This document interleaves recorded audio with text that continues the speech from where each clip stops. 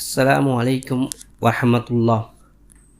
கண்ணியத்துக்குரிய நல்லோர்களே, தொழுகக்கூடிய நேரத்தில் உலக சிந்தனை நமக்கு அதிகமாக வரும். அல்லாஹ்வின் தூதர் நபிகள் நாயகம் ஸல்லல்லாஹு அலைஹி வஸல்லம் அவர்கள் தொழுகையில் இதை நீங்கள் நினைத்து கொண்டால் உங்களுடைய தொழுகை சீராகும். அடுத்து செய்ய வேண்டிய செயல்கள் நீங்கள் முறையாக செய்துவிடலாம் என்று சொன்னார்கள். சஹீஹா என்கிற நபிமொழி தொகுப்பில் 2836 ஹதீஸா இடம்பெறுகின்றது. அனஸ் ரலியல்லாஹு அன்ஹு அவர் அறிவிக்கின்றார்கள், உமது தொழுகையில் மரணத்தை நினைவு கூறுவீராக.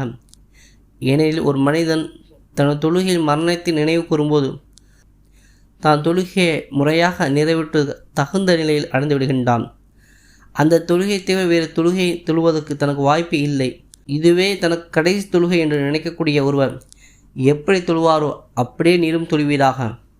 பின்னர் வருத்தத்தை தெரிவிக்க வேண்டியிருக்கும். ஒவ்வொரு காரியம் குறித்து எச்சரிக்கையாக இருப்பீராக. ஒரு செயலை செய்துவிட்டு நாம் வருத்தப்படுவது அல்லவா, அதற்கு முன்பாக நீங்கள் எச்சரிக்கையாக இருங்கள். அந்த விஷயங்களை செய்வதற்கு முன்பு என்று நபிகள் நாயகம் ஸல்லல்லாஹு அலைஹி வஸல்லம் சொல்லியிருக்கின்றார்கள். ஆகவே தொழுகையை நாம் மரணத்தை நினைக்க வேண்டும்.